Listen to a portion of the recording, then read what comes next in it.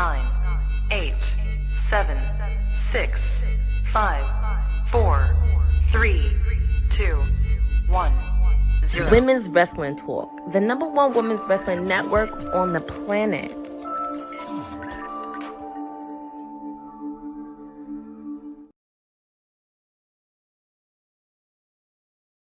Happy Monday. Welcome to Women's Wrestling Talk, the #1 women's wrestling show on the planet. My name is TK Trinidad, and we're talking all things news that's happened in the last couple of days. Our super chats are open, so for $2 or more, you can ask us any questions. Hey, Eric, as far as what Said did for his birthday, all those things will be available to answer. Also, NordVPN, there's a couple of pay-per-views and PLEs that are coming up this weekend, so make sure you use NordVPN. Use the code WWT to get 77% off. All right. I am not alone today. The PR princess herself is in the building. Miss Courtney Rice, how are you doing? I mean, it's Monday. I'm happy to be back on a Monday. You and I need to talk because somebody's trying to take over my day, and I don't appreciate that because, first off, it's Timeless Elite Wednesdays, and your birthday passed, and this week is my birthday. But I'm not demanding anything. I'm going to embrace it all this week.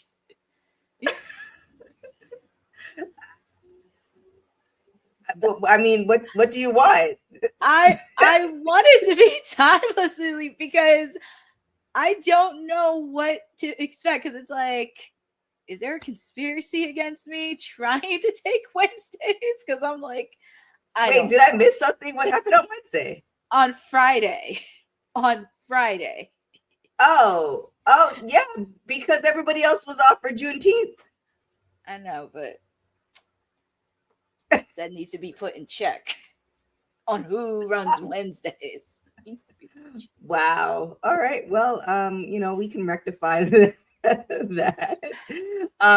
Kesh is like, what in the world? Also, please welcome Wrestling with Kesh. Kesh is in the building as well. Hey, happy almost birthday as well. I know we got a lot of June birthdays. It's kind of crazy when we're still in June, right? Yeah, we got a lot of June birthdays. So it's kind of crazy. And there's a lot of wrestling June birthdays too.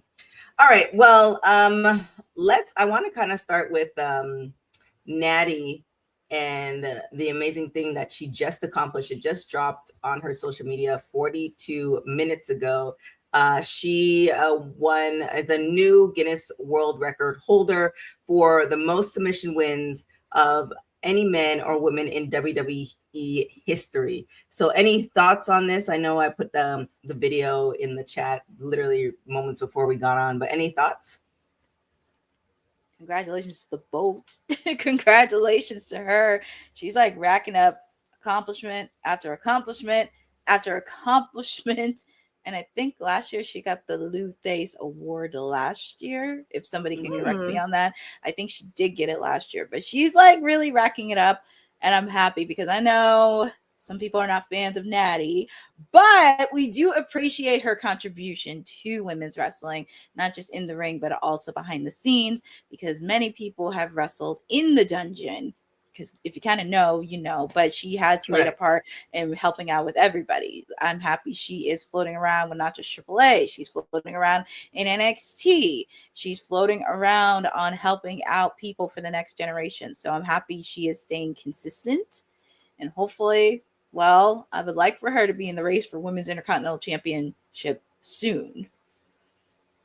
Do we think that is, not to say that's not possible on her part, but do you think she's in those conversations as far as WWE? Because I'm not getting that vibe. No, I think I'm not. Sorry, you go first.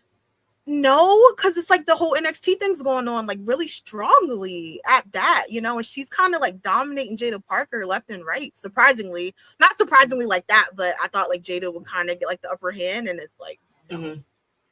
So I don't know. I think it's like both WWE and TKO are not invested in her. And I think with TKO don't realize when it comes to wrestling how much she contributes. But as Kesh said, she is making waves on NXT. I would not be surprised if she faced off against Zarya for the NXT Women's Championship, because I know her and Tatum Paxley still have some spats they got to finish before maybe Tatum goes up, but we shall see. But I think it would be nice for Natty to work with Zarya a bit, helping out contenders for the NXT North American Women's Championship. So that could be something to look at since she's going to be there. Yeah, no, yeah, it's quite interesting because obviously she has the Dudgeon and she has all these years of experience, so she's clearly training and putting in a lot of energy in younger talent. But in doing that, it's almost like, okay, Natty's over here, and being in the title conversation it seems like I don't know if it's going to happen before she like retires, or they might give her one run when she is ready to retire. So I don't know. I think it's just unfortunate, all the energy that she's putting in, all the things that she did last year, that I don't know, felt like there was no payoff. Is just interesting. That's why it's annoying, because I really wanted the Natty character. Like, really, I feel like the Natty character as champion would be really good right now. Yeah, so that's for sure. Kind of like, guys, what's going on? Yeah, and you can cash in with pretty much saying like, y'all been overlooking me. Do you know who I am? Do you know who my family is? Like, it's already written, but I don't want to go in a tangent on them. We'll allow it, I suppose. But for our producer from the future, Dylan, what's going on in WWE Raw? What's the Raw, I guess, recap or preview, however you want to roll with it? Yeah, I mean, it's kind of a recap because Raw was on earlier today, 2 p.m. on Netflix in London. Pretty much it was the final go-home show before Night of Champions this weekend. We got to see an appearance from Io Sky and Liv Morgan as they shared their final words before their finals match. We also got to hear from Obafemi and Jey Uso. I didn't watch the promo, but I saw clips of it with Oba, which I thought was really funny because Oba had some interesting words to say right before his match, but he's focused, he's ready to go. Also, we did have the WWE Women's Tag Team titles, Paige and Brie Bella taking on Bayley and Lyra Valkyria. Paige and Brie retained, but unfortunately, Lyra Valkyria turned on Bayley because I thought it was going to be the opposite, Bayley turning on Lyra. But I think this is going to be very interesting for Lyra's character, especially for her being heel, and hopefully this does help her elevate it a lot more because I just realized it's not that many stronger heels on the Raw women's roster. So I think that would be really good. And working with somebody like Bayley, that could really help her stock a little bit more and just really developing a little bit of character. And also we had another set of championships. We had the WWE Tag Team Championships. Actually, let me back up. There was actually a good match between Ethan Page and Dragon Lee. And also, of course, they're kind of in that bubble for the Intercontinental Championship with Penta at the helm.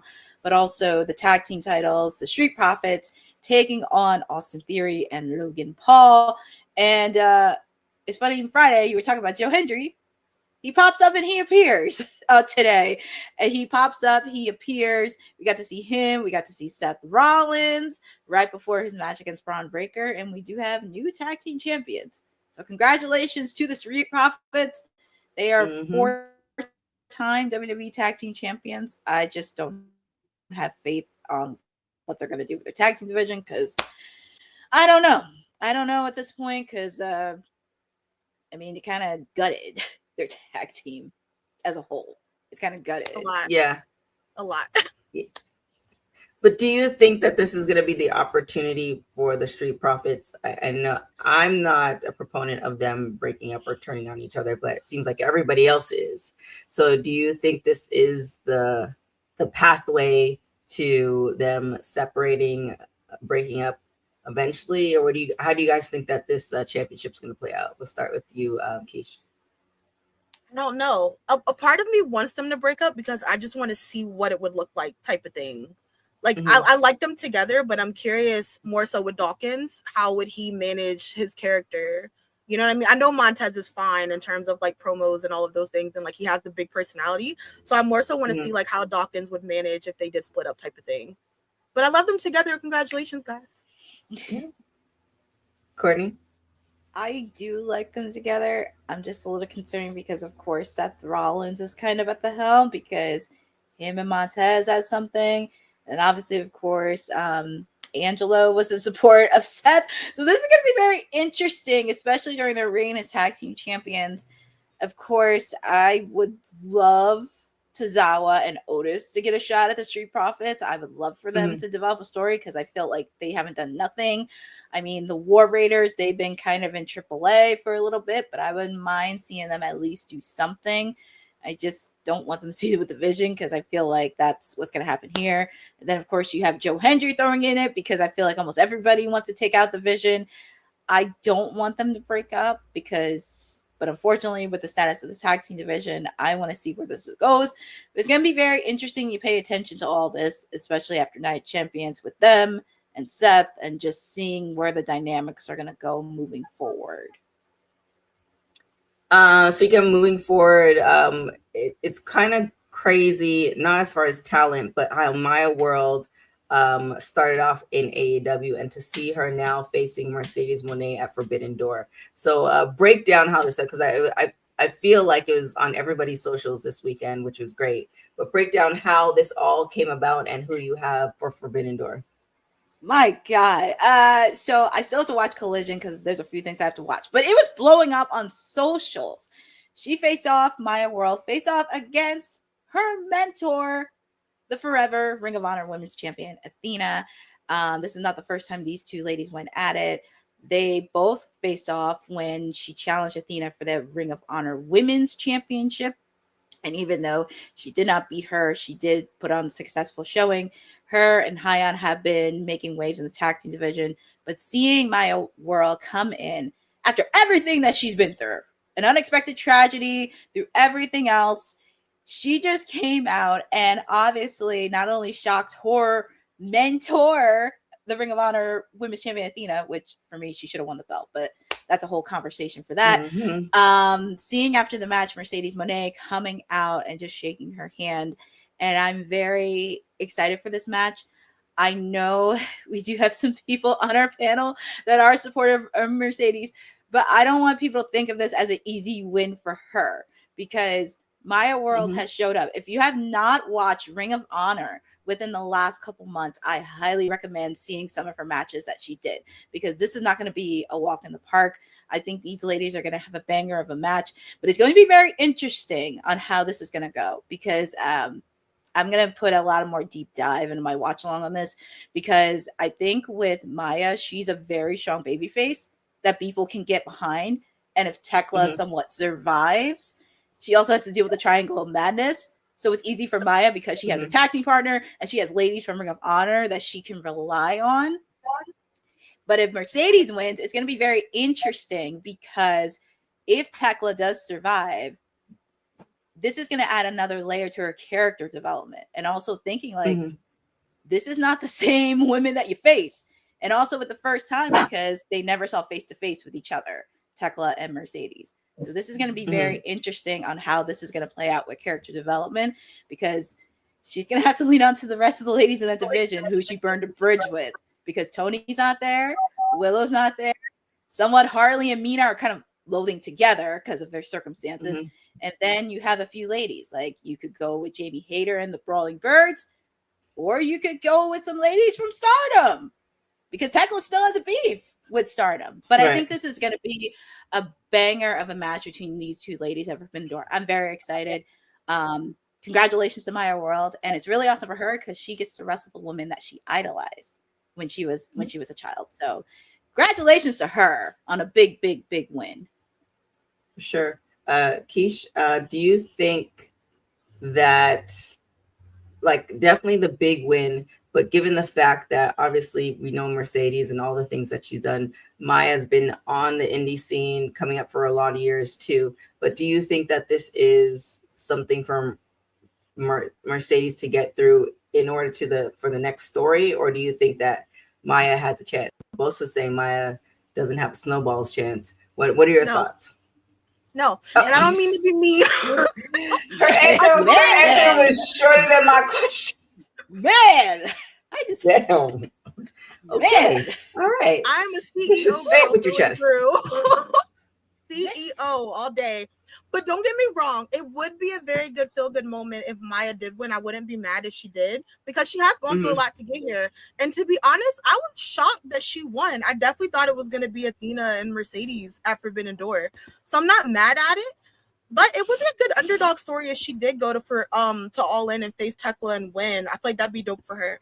But CEO, I want Mercedes to win. I still think my right, show right, Ring of Honor.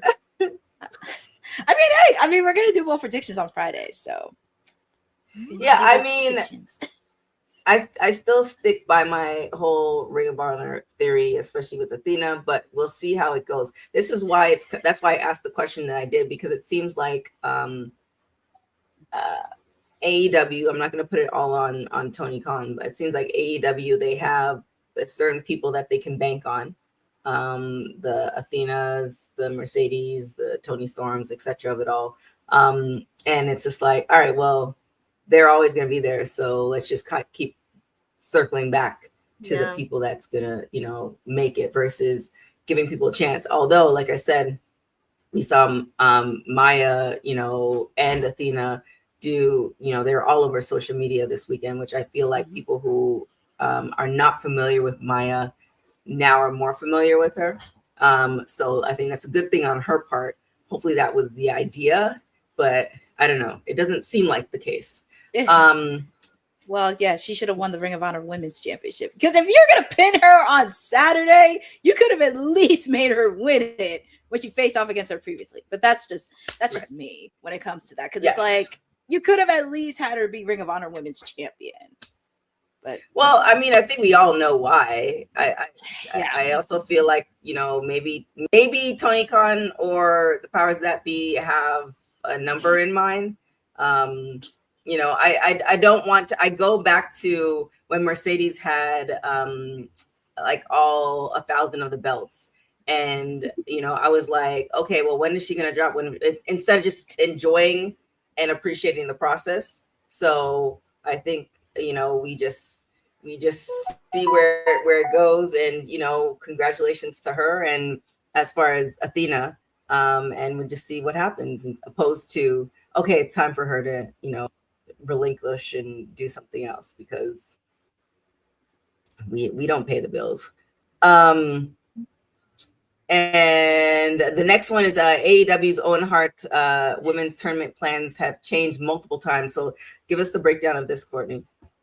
Dear God, it's funny. You never hear from the men's side of it. It's interesting for the women. There was a lot that happened for the AEW plans for the Owen Hart Cup women's tournament, because unfortunately it had to be rewritten a lot of times, with a string of some of their ladies ruling out and forcing the company to kind of change. Good old Uncle Dave kind of posted it on his show that the original plan was for obviously Toni Storm to challenge Tekla for the title. Apparently that was scrapped after Toni was written off after Revolution of Dynamite. She obviously, of course, she's expected to be out remainder of 2026. And also with Toni being unavailable, it was supposed to be Tekla versus Willow Nightingale for All In this year. But also it did fell through after Willow had to vacate the TBS title and withdrawing from the tournament due to a shoulder injury she sustained against Red Velvet when she defended the TBS title. So as a result of the final, they had to find two replacements. Obviously, of course, Mercedes Moné stepping in for Willow Nightingale, and Maya World had to fill in for Sari, who unfortunately she was cleared by New Japan and Stardom doctors, but not cleared by AEW doctors. So pretty much the winner will move on. And also with the fact to whoever, if somewhat Tekla retains against Starlight Kid this Sunday, they will be facing off against Tekla for the AEW women's title at All In. And also with the fact, too, a little fact in there, if you did not know, Willow Nightingale did win the 2023 edition of the Owen Hart Cup women's tournament. But unfortunately, she did suffer an injury during that year. But interesting things from good old Uncle Dave. Very interesting. And yes, Willow can't catch a break, because the first time she won it We all thought she was going to go to All In, but unfortunately she suffered an injury. Then it's kind of like you have to run it back again, and it really does suck because she is one of the most over baby faces of AEW's women's division, whether you want to believe it or not, and it's really hard to do. And I think that was something that not only Tony, but booking had to think, like, okay, you don't have Tony, you don't have Willow, and then some of your other ladies like Jamie Hayter, Sheeta, Statlander, they were doing other things, other storylines as well. So you really can't bring them all in. So it's kind of like learning how to pivot. They kind of had to learn how to pivot and think of that. And especially with the fact, too, you have a ton of women on your roster. And I was happy that they did use people from Stardom. Unfortunately, Sari got injured, but I was very happy Hazuki got into it. And this is kind of something I kind of have to address, because I think I addressed this on my watch along, because a couple months ago when the tournament brackets were announced for the women, all the narcs in the world were whining and complaining that there were no star power in it. And it's like, isn't this Forbidden Door? And the other promotions, you have CMLL, you have Stardom, you have New Japan. It's a good opportunity for them. I'm happy that we got to see Persephone participate in the tournament as a CMLL women's champion. I was so happy to see Hazuki, who, by the way, that was the first time she ever appeared on television in AEW grounds. And I was very happy she got a good, solid response. And also some of the stories kind of merging over, because her and Mercedes have a rivalry, which a lot of people may not know. So I highly recommend watching their match from New Japan, because that was one of the best women's matches a lot of people are raving about. But I do think this is something that the lessons they're going to have to learn for next year's tournament, and especially because it's a good opportunity to introduce women that you may not be familiar with, and including them not just from Stardom, New Japan, CMLL, but we also did include Ring of Honor with Athena as well. So I think that's something they're going to have to think about for probably next year, on seeing what other ladies that has an eye, because there are some ladies on the radar that are doing work, especially over in Ring of Honor. And I know some of the ladies that I mentioned, like Sheeta, Statlander, Jamie Hayter, even Thunder, they were doing other things, but that's just something they got to think about for next year on who they want in the tournament. Yeah. Jordan from Canada says sometimes amazing things happen when you have to make audibles, like Austin 316, for example. So the thing about it is that, ironically, how it sounded like originally was like, oh, it was AEW, making all these changes, but injuries happen, and that's where the changes come from. Kesh, is there a certain story, or as far as where the women are kind of in, that you're like looking forward to, that AEW hasn't messed up? Mercedes, that's why I want her to win so badly. I'm sorry, but I feel like I'm sensing a theme. It's a theme right here. I love her, but I think it's more so storyline wise, because like you said, she had the 1,000 belts. She lost them like one by one, but she could never get the main AEW Women's Championship. So now it's like you go back to All In a year later, you have none of the other belts. Bam, new belt. Okay. The CEO has done it, and we're all happy except Courtney. It's okay. I never said I was happy. I'll be happy she was. I know. I'm like, wait a minute. I never said anything about my watch loss. I was like, wait. But the one that I just wish Jimmy Hayter and Tekla had a blood feud. I just wish Jimmy Hayter and Tekla had a blood feud. I've been calling this for months. It was right there. I would have loved to see it, but you know what? I'm okay as long as you don't, as Tony, as long as you don't mess up the Brawling Birds, and they can win the AEW women's titles at All In. I'm okay with that. Just don't. Would you like Starlight Kid to beat Tekla at Forbidden Door? It's crazy because this is her first match on AEW ground. It's crazy. It is very crazy. But I think Tekla will retain, only because she's been making a reign of terror out in Stardom. Like, if you saw the clip over the weekend, she attacked, again, the president of Stardom. And she invited the president of Stardom at Forbidden Door this weekend. I hope he comes. Oh my God. No, because she's been really crazy. Like, I like her, but it's like, whoa, like it's a bit much. yeah. So last week we had a bunch of either people walking away or firing. Darci Khan, formerly of WWE Evolve, she came out with a video over the past weekend, pretty much saying she was extremely unhappy. Courtney, I don't know if you got to see the story or if you want to talk about it. No, I didn't actually. So that's an interesting story. Darci, yeah. So it was announced that she left, I think it was on Thursday or Friday. She then put out a video and it says, you know, hi, my name is Darci, formerly known as Masyn Holiday, and I have left WWE. I left the WWE, y'all. I was very, very, very, very, very extremely unhappy at the job. My depression, anxiety at an all-time high. I lost myself. Like I would look at myself in the mirror and didn't even know who I was anymore. It was that bad. I cried for months straight. And what kept me there is me telling myself, you don't know what you're going to do next. Well, what if you leave the job and you're still depressed and you're still miserable? Those things kept me where I wasn't supposed to be for way too long. And literally the day that I left, it felt like the weight of the world was lifted off my shoulders. And I'm not saying that WWE is bad. People down, but it's just me and my purpose on earth. It wasn't aligned at all. So she goes on with that. You can watch the video and also read the statement courtesy of Fightful.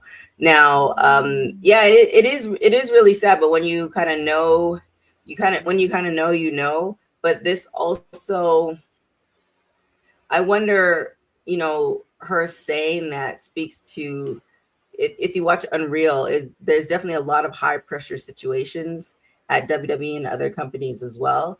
But in saying that, does that sound like there needs to be a retooling of, you know, certain things that happen backstage and how, you know, productions go about it? Or is it just like, if you come here, get on the ride or get off?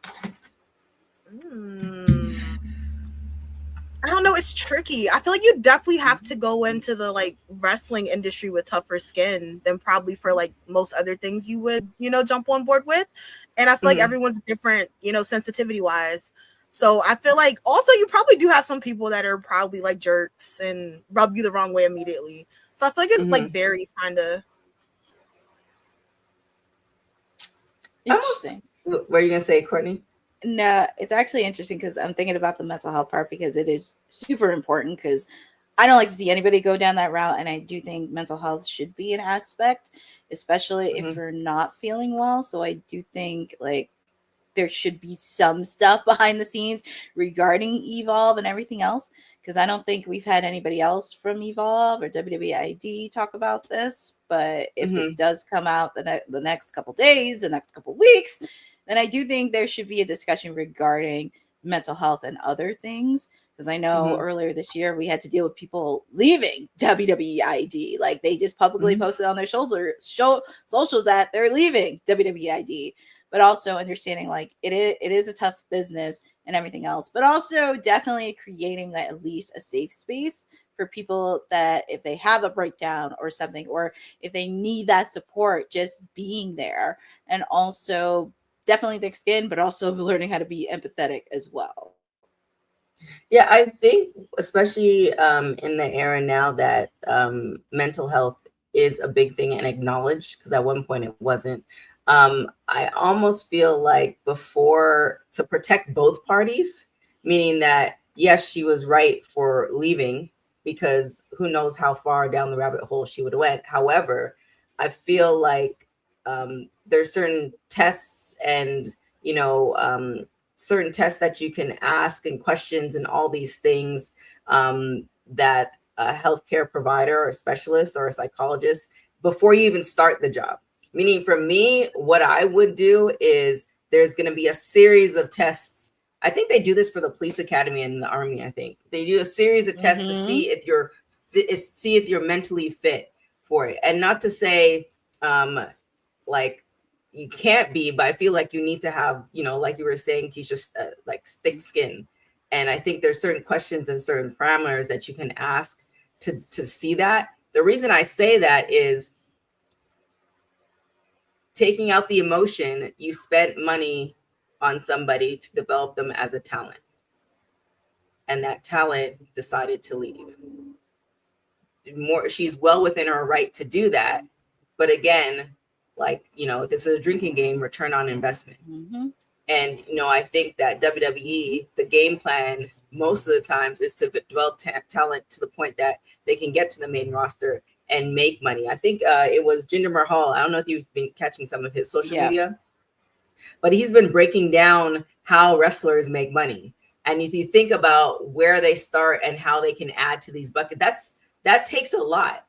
That's a lot of pressure. There's a lot of things that go into it. And so I feel like before you even get to that point, there should be some type of overall, like, here, take this test. Mm-hmm. Let's find out where you are so that, we can, move you towards this versus, we get to a point and, it doesn't work out for both parties. Y'all, WWE can have that one for free if you're not doing it. But that's just a suggestion, because it is a very, very hard business. The travel, all the things that encompass it is just a lot. So that would be the suggestion. Yeah. No, that's a good suggestion. But it's also, I feel like it's one of those things too, where people probably envision themselves like in a specific spotlight, like being in the business type of thing. And then when that doesn't happen, because we see it happen a lot, where people don't get the shine maybe we want them to as fans. So I feel like that's probably rough too. If you do make it to the main roster and you've been there for like maybe 10 years and like you haven't ever won a championship, and then you have all these people there cheering you on and you have it, but like the company doesn't see that value. So I feel like that's also something that probably happens a lot too mentally. Yeah, and that definitely deals with the psyche too. So, or for instance, dealing with Bully Ray on LFG, that's not for the weak at heart. Yeah. I got to meet him over WrestleMania. Let me tell you, like, it's one of those things where, for me, in certain scenarios that I've been in my life, I just thank God for thick skin, because it's like you almost take the bullet in and you're like, damn, thank God I had thick skin, but that would have hurt. That's kind of that scenario. Yeah. And it's not funny, but Bully Ray says that he would beat the, out of Jon Moxley. So please explain, Courtney, how we got here. I don't mean a lot. It's just random. It's really random. Right. It's believable though. Yeah, for sure. It's a good thing I also have thick skin too, working in this industry. It's because sometimes you have to like brush it off, and I'm just like, okay. Bully Ray. Well, he actually had to say this on Busted Open Radio today. He would beat the shit out of Jon Moxley. Pretty much he goes on to say, the Death Riders have not helped AEW in any way, shape, or form. The Death Riders are Jon Moxley playing out his pro wrestling fantasies because he's got Tony's ear. Because he wants to be Terry Funk, I would kick the shit out of Jon Moxley. And he also added that the Death Riders member Claudio Castagnoli would pose a different challenge, but he could certainly handle Moxley. But Moxley, I would beat the living crap out of him. Fraud. And he said it in Busted Open earlier today. So it's not funny, but it's not funny, but it's funny coming from Bully. I think it's the person's mouth that's coming from. Not to say I don't want no smoke. Not to say that he wouldn't, but it's just like it's very on brand. I think that's what the thing is to me. It's like very like I'm not surprised that he would say something like that. So I don't know. As our resident AEW watch along post show expert, thoughts? Do you agree with him? It's like a yes and no, because I understand where he's going from kayfabe wise, because I feel like me and some other people on our panel said things about the Death Riders, but also I have to look at this from a different perspective, because Jon Moxley is the ace of AEW. And also with the fact, too, he was the only person that brought in Marina Shafir. He saw something in her that many people didn't see. And for some odd reason, she came on board. Like, she was like the first person recruited for the Death Riders. Obviously, we know who Claudio is, and also with Pac 2. And also, I don't think anybody recalled, but this is like the most I've ever seen Pac on television since he's been with the Death Riders. Because when you really think about it, he was on TV, but then it was like 1 week he wasn't, then the next week. But now, since he's been with Jon, it's like a consistency. He's been on consistency on TV. And also with the fact, too, even though I can't stand Wheeler Yuta because he's an annoying little run and I'm tired of him, he's actually getting a lot more TV time. And same thing with Daniel Garcia. Now, Daniel Garcia has some character-wise works, but he is getting TV time like almost every week, from Dynamite to Collision to even being on 0 hour pay-per-views. But also with the fact, too, and I think people kind of need to take off the blinders and realize this, because I said this on my watch-along, I think it was a couple weeks ago, with Will Ospreay. Jon sees something in Will Ospreay because Will Ospreay has been wanting to be AEW World Champion. And with the fact, too, if you remember from Forbidden Door when he faced off against Swerve for the AEW World Heavyweight title, because he was unsure that he was never good enough. And then you go back to what happened to him last year getting injured. And even though he came back a little early, but it's just making that goal, and he's making him into the aerial assassin, which is interesting. Like being under the person that's been with AEW for day one. Obviously, of course, him and Swerve have so much history, and then you kind of throw in Hangman Adam Page. But it's going to be very interesting to see how this goes. And then also you throw in Kenny Omega too, because Kenny and Jon have had history. So he's kind of confused with the Death Riders. But I do like that Jon, and I think TK, you and I were talking about this last week with Jon, because he's helping out people like young stars who haven't been on TV. Like he's helping out the Sky Blues, the Daniel Garcias, even like with Will Ospreay, learning from Jon, picking up his brain and everything else. So there are, now granted, the Death Riders is another conversation, but I can't take away the stuff Jon has done. And also another person on Twitter went defense. I think it was Josh Hart. I forgot his last name. His first name was Josh, but he actually went to bat for Jon Moxley. He said, "I got your back, Jon." So it did catch a little bit of strays, but for me, I always think of Jon being the ace of AEW, and he has helped out in a way. He just has an eye for talent. I think the bigger question is, who do you have, Courtney? Bully or Moxley? Oh boy. I gotta go with Moxley, only with the fact too that man's wrestled all over the world, learning combat, technical, submission, everything. Even wrestled in New Japan. All right. Keish, who you got? Jon. Immediately Jon. And also I'm watching Jon like do despicable things, you know? Like, of course I'm gonna pick Jon. And with the fact too, he's making the Continental Championship relevant, which they didn't do with Okada when he was champion. Like he's making it relevant and giving it to guys who never had an opportunity. Guys like Ace Austin, Josh Alexander, Anthony Bowens, Shelton Benjamin. Oh my God, Kyle O'Reilly, he gave a shot to. He's gonna face off against Bandino this weekend at Forbidden Door.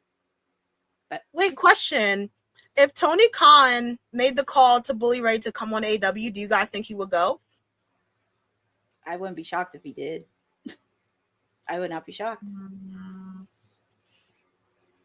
Actually, I don't think he can because he's doing LFG.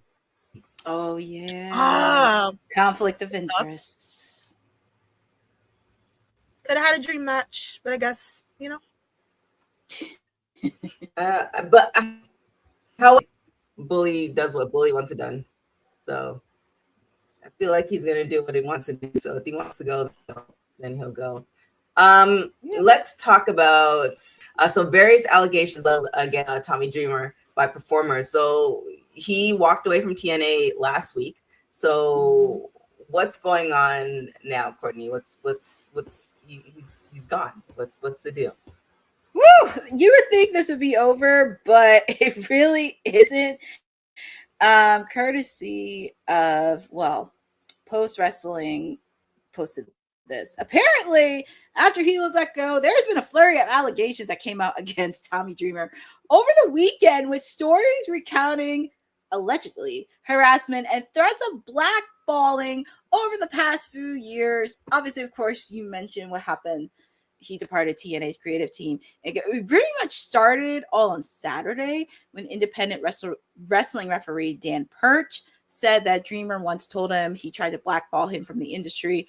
He goes on to say, Tommy Dreamer pulled me aside backstage at the TNA show, telling me he would do everything he could to make sure I don't earn a job in the wrestling business.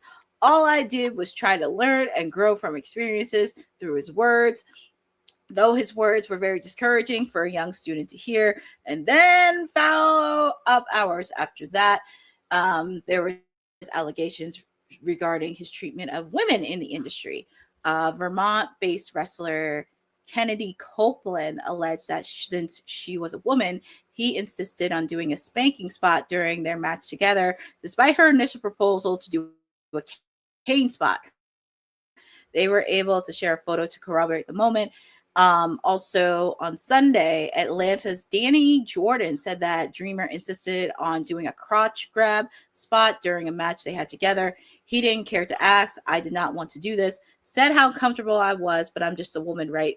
And this is actually very interesting. AEW talent and one half of the infantry, Carly Bravo, also said that Dreamer once told him he was very talented, but couldn't hire him because he didn't know if he could market cocky black guy to the world. And obviously, of course, there has been a lot of obligations. And also, there are some people that have come to defense of Tommy Dreamer. Mickie James most notably responded to referee Perch, expressing skepticism that he was telling the full story. I know Tommy well enough to know that if he truly said this, there is far more to the story that you are conveniently leaving out. And pretty much this is kind of an ongoing developing story since this happened over the weekend. Yeah, with stuff like this, when they drop on social media, oftentimes, we don't get the full story. And my journalist mind is more like, okay, this is what happened for this person. Let's get the whole story and then the context and where, the whens and hows and all this other stuff. So, I always take a step back to like look at the lay of the land if I have access to it, opposed to just the one person telling the story, especially waiting till after he leaves versus, before. But any thoughts, Kesh?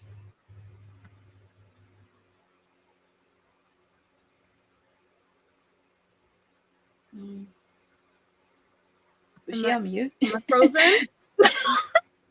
Oh, I was like, am I frozen? I don't think no, it did. Everything like spun, and I was like, "What?"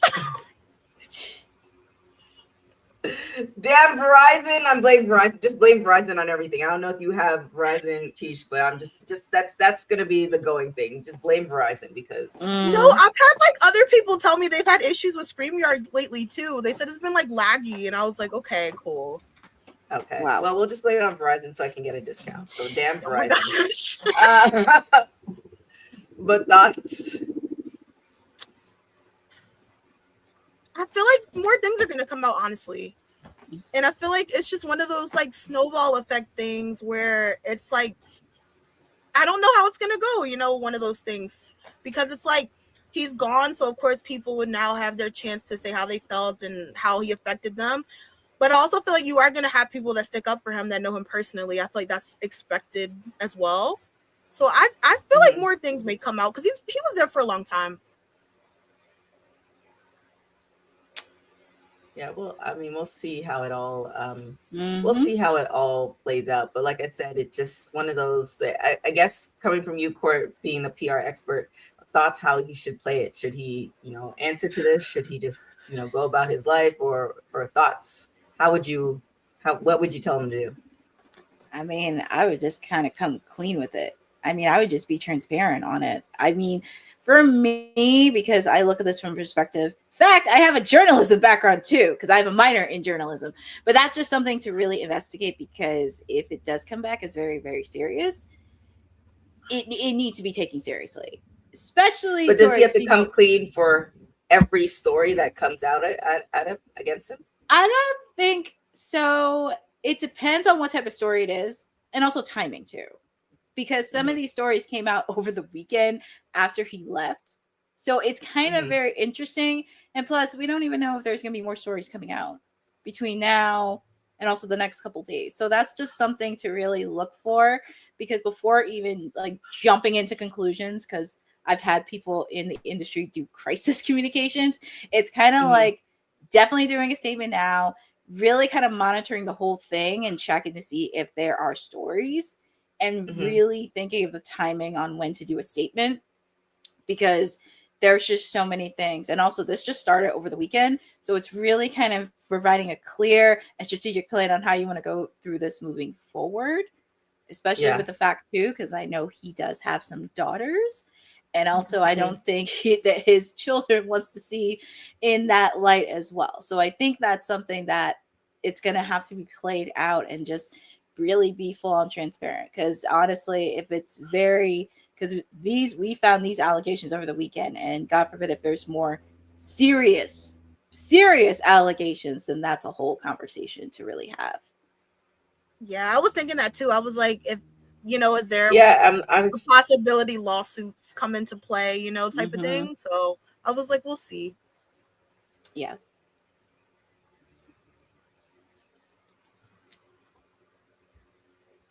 Yep, that's all you can do. Yeah, I was just looking at the news and on him, and the last story, which is kind of the same thing of every story, was like 22 hours ago. Yes, we will. Yeah, but we'll see how it goes. Next up, according to WrestlingNews.co, WWE Hall of Famer is expected to be at TNA Slammiversary. So who is this Hall of Famer? And just before you guys ask, because I feel like my bones, both of you are gonna ask. Yes, we will be having a post show and watch along. So who is this person that's going to be TNA? Courtesy of PWI Insider, we have heard this name floating that the Road Dogg Jesse James is supposed to make an appearance at TNA Slammiversary this weekend. Obviously, of course, he did part ways with WWE as part of the creative team for SmackDown. But there have been a lot of alleged reports floating that he may make an appearance at TNA Slammiversary. Obviously, of course, with the recent news happening with Tommy Dreamer and everything else, he's expected to be there. And while the company was trying to keep quiet, there have been talks of Jesse James trying to come aboard on the creative team. But on the original report, he was initially pitched as a potential producer. But as I mentioned, following the recent departure of Tommy Dreamer, some believe he could instead step into TNA's creative circle. The report also pointed to a connection that could benefit TNA's working relationship with WWE. One source noted that James has a close relationship with Johnny Russo, the head writer for NXT. The two previously worked together on NXT's creative team, and James joining TNA, in that source's view, only be a positive for the ongoing NXT TNA relationship. But this is a developing story that's in the works. Thoughts, Kesh? Do you think? Obviously, he's knowledgeable, and it's not somebody who's trying to break into the business. Do you think we need some newer blood, or will he be a benefit to TNA? I think he would be a good benefit, especially having the connection with WWE. I feel like you could do a lot with that, specifically. And also, I feel like even in the aspect of building up the creative team, or teaching people things maybe they're not aware of, I feel like he's very knowledgeable in that. So I think he would be a great addition to TNA for sure. Something that you guys can definitely add as far as supporting is the Women's Wrestling Archive. Women's wrestling didn't just show up yesterday in glitter boots. We've been here the entire time, body slamming through history. The Women's Wrestling Archive launches 2026, and it's going to pave the way for all women's wrestling. Because if we don't document it, a man might think he did it first. This has been a passion project for a very long time. Head over to the womenswrestlingarchive.com to donate 1, 5, or whatever you can.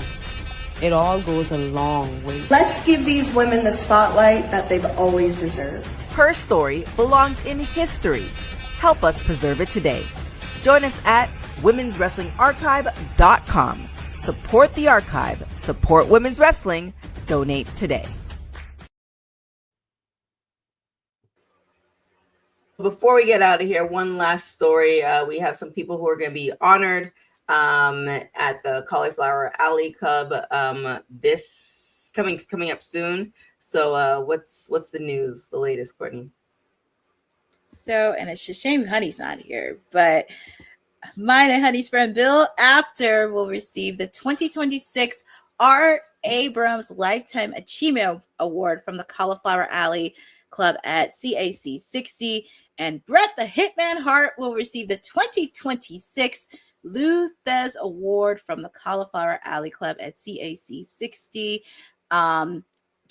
Regarding Bret, he will be presented with the award by his niece, Natalia, who received the award last year. So that's a really good opportunity for Bret.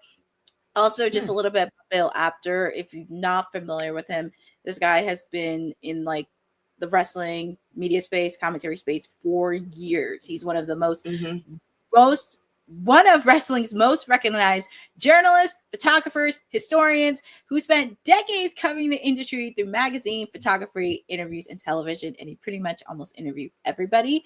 But pretty much the R. Abrams Lifetime Achievement Award recognizes individuals whose contributions have helped shape, elevate, and preserve professional wrestling. CAC 60, the 60th annual Cauliflower Alley Club reunion, will take place August 24th to August 26th, 2026 at the Plaza Hotel and Casino in Las Vegas. And we here want to send congratulations to both Bill and Bret the Hitman Hart. For sure. Jordan saying Jimmy Hart doesn't age. He looked the same in that Hogan documentary. Any thoughts, Kesh, before we get out of here? I'm happy for them, and just like congratulations. You know, it's really important to give people their flowers, you know, while they're still here. So I think that's going to be cool. All right, I think that's it for us today. Definitely.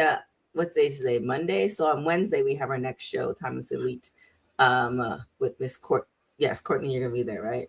Yes, I will be here on Wednesday. I will be here. So definitely check out our next show. We are developing some more original programming for you guys. But before we get out here, Kesh, where can everybody find you? Everyone can find me Wrestling with Kesh on Instagram, YouTube, and TikTok.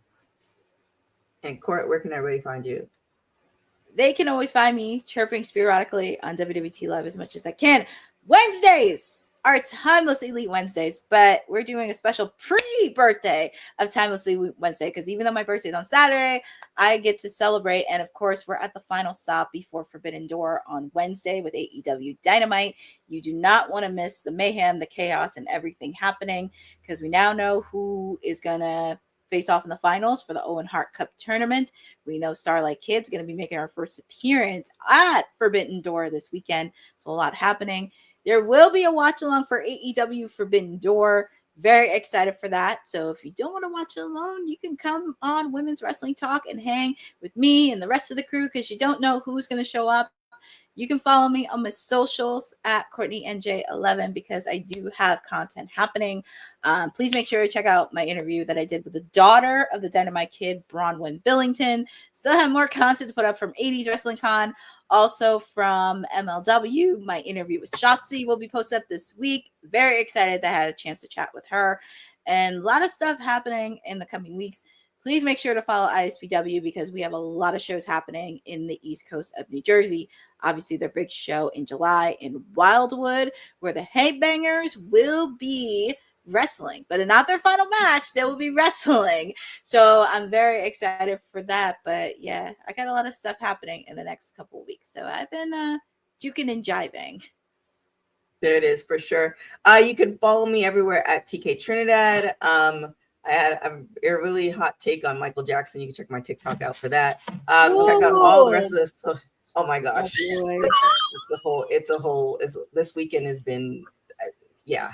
But yes, you can follow that. As far as TikTok, you can check out Women's Wrestling Talk on all social media platforms. Definitely check out all the articles that are dropping at www.talkpod.com. With that being said, thank you guys for joining us. Thank you so much for watching Women's Wrestling Talk, the #1 women's wrestling show on the planet. Ciao for now. Thanks for joining WWT. Don't forget to like us on all social media platforms at WW Talk Pod. Like and subscribe on all video and audio platforms, like yesterday, my G. And check out our website at www.talkpod.com. Thanks for watching Women's Wrestling Talk, the #1 women's wrestling network on the planet.